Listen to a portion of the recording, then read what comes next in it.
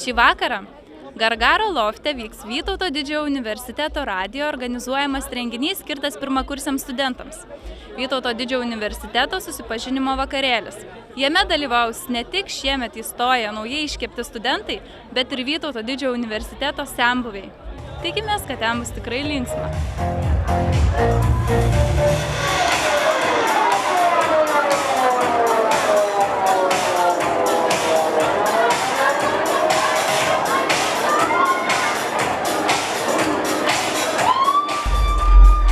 Trumpai papasakokite, kaip kilo idėja suorganizuoti šį renginį. Kai įsikūrė Vadų radijas, pradėjom organizuoti renginius, padarėm vieną renginuką, pamatėm, kad gerai pasisekė.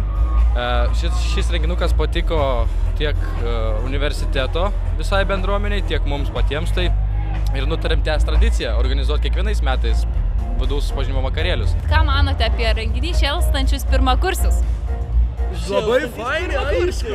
Taigi tegul šėlsta Hebra, tegul šėlsta visus 4 ar dar daugiau metų. Nuotykiai tik prasideda. Čia tik įžanga, ponios ir ponai, susikaupkit, nes studentiškas gyvenimas dar tik ateina pas jūs.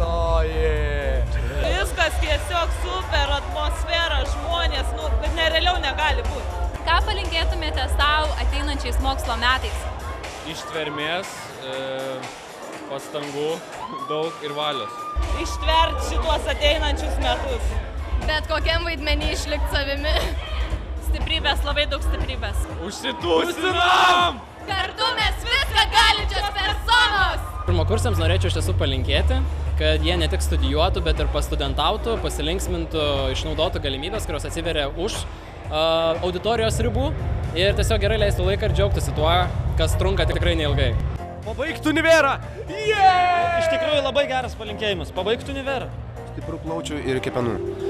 Plaučių, kepenų, inkstų, kad neatsirašytų jokie vidiniai organai, išoriniai organai, taip, kad neatsirašytų nuo pasiutusio, pašėlusio, šelemiško studentiško gyvenimo.